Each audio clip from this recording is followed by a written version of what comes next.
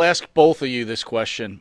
Where do the Fabulous Ones rank in the greatest tag teams of all time?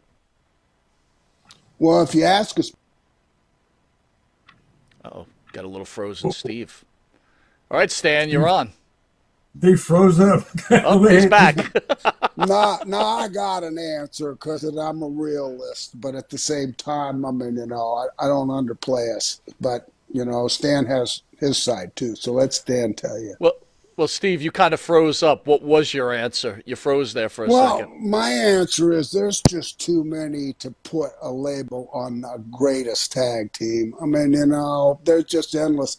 I sent Stan an art rendering just that I saw on Facebook just today, and it was the Road Warriors opponents, and it's got the Road Warriors in an art rendering, and they're facing all of these tag teams, and they're some of the greatest tag teams of all times, and they're looking back at them.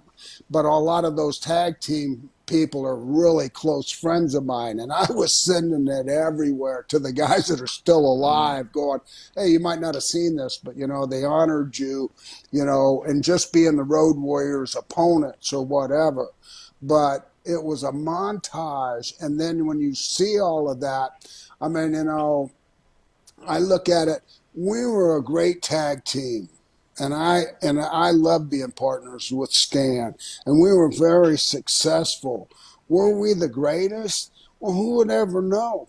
Because it was just limited to a couple of territories. Mm. We never really went on the mainstream WWF back in the day. We never hit the big WCW together. We would have been prior to the little miniature guys like the Rock and Roll Express and the Fanics or the Fantastics or whatever they were. We were prior to the Midnight Rockers, but we were more mature. We were more manly looking. So, but we were still in our 30s, which made us really young. Eddie Graham told me when I started, wrestling fans would not accept me as a serious butt whipper until I was 30 plus and I had a few dings on me. Like I had taken some beatings to achieve my experience in that ring. And now I'm a veteran. And that always made sense to me. So it depends on the era you're talking about, and it depends on the comparisons. But when I think of Jim the Anvil Neidhart and Bret Hart, and when I think about, DiBiase and Mike Rotundo, and there's just so many tag teams out there, Demolition, the Road Warriors. I mean, the list is endless. So I say there was a lot of great tag teams. I don't say we were the greatest, but I said we held our own and we had respect from all of them because guess what? We ended up working with 90% of them. And if we didn't have respect, they wouldn't have sold us. They wouldn't have worked with us. And they wouldn't have been gentle on us. I remember working with Dr. Death and Steve Williams and Jim Knight. What's his name? Hacksaw Jim Duggan. We went to Oklahoma to work for Bill Watts, and here we are, the fabulous ones, and we come in there to work against the two toughest guys in the territory. And it was like, uh-oh. This is going to be a night when somebody's just going to jerk us around. And they worked with us and gave us the utmost respect. And we bounced all over and put them over and everything like that. But back in our era and the territory things, everybody was really, to me, a great worker. You never had to worry about that. If somebody was a lame worker, it was a one or a two in the whole territory. Well, I Steve, mean, set me straight on something. You mentioned the Road Warriors. Again, we all know the sure. stories when supposedly they were supposed to drop the AWA titles to you and Stan. Being an old school guy, if that story is true, why did you accept the fact that they wouldn't follow the promoter's rules? Because that's not the way I was raised.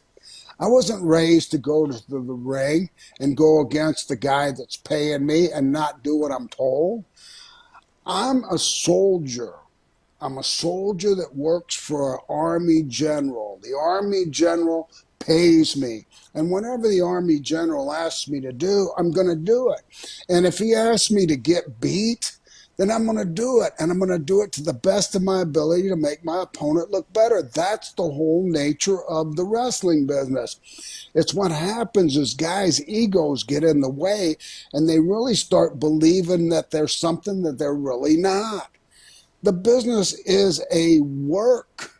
I mean, the Road Warriors were very difficult to deal with, but it was mostly Hawk, and he was kind of hot-headed, but he was just very green, and he's working with guys that are veterans that are willing to do anything in the ring, but we're not willing to change the finish on a territory from the boss, from what we were told to do when we came into the ring. I'm not willing to relinquish and go along with them. They're not paying me. And I know that when I come back from that dressing room, I'm going to have to answer for that. So you guys are supposed to go over what happened. You lost. Oh, well, they told us to. What do you mean they told you to? You mean to tell me now the other team tells you, hey, man, we don't want to lose tonight, so you're losing. What? Well, that's kind of how it happened. I mean, me and Stan are bouncing around. We're on cloud nine. We ain't seen this many people in our whole career in this Minneapolis Coliseum. And everybody's freaking out. We don't even know what we are now. We got chaps on. We got bow ties. We got Japanese stuff on. We got every kind of gimmick that we own. We went out there. We weren't even sure what we were at that time, just trying to be like entertainers. And now we got two guys that are telling us, oh, just do it our way and nobody gets hurt. Well, I'm in another world when I start. I'm bouncing around, feeling the ropes. I'm looking for holes in the mat. I'm looking for things that are going to hurt me. And I hear that, and my first response is, what? I don't know if I heard that right? Am I deaf? Did I just hear we're not doing it? And if we do it your way, we won't get hurt. And then I made the mistake of getting up there and go, what'd you say? And then boom, next thing I know, I'm getting beat up for about the next 10 minutes. And it just, it snowballed, but we outsmarted them. We sure did. Whenever I tell Stan, hey, pack your bag. We're not going back to the dressing room. We're leaving straight from the building. Stan would just look at me and go, uh-oh. What are we going to do now? I don't know, but we'll figure it out as we go. I mean, it's a battle. You know what wrestling is? Wrestling is reality. It's a play school game of king on the mountain for money and the real deal, your income. And you're playing king on the mountain your whole career. You're always trying to climb the mountain to get farther up the card. And halfway up, people are pulling you by the legs, trying to pull you down, whether it's talking about you in cars, whether it's creating rumors about you, whether it's putting you down, oh, he had horrible matches, oh, I can't work with the guy, whatever it is. But you're fighting that battle the whole time. Once you get on top of that mountain, now you're just trying to kick everybody off that's coming up after you. And everybody's targeting you, no matter if it's a political target that they're putting on you, no matter if it's a personal thing, saying you're gay or whatever you are, or something to just try to trash you in a dressing room, and just anything to do to put you down, they're going to do it. So you're playing king on the mountain the whole time. Road Warriors, they were just another obstacle, but I loved them. I got along great with them, except for when we had turned on them. And 2 nights, Hawk wanted to kill me. But other than that, we hugged all the time. Stan, what was your feelings about that match?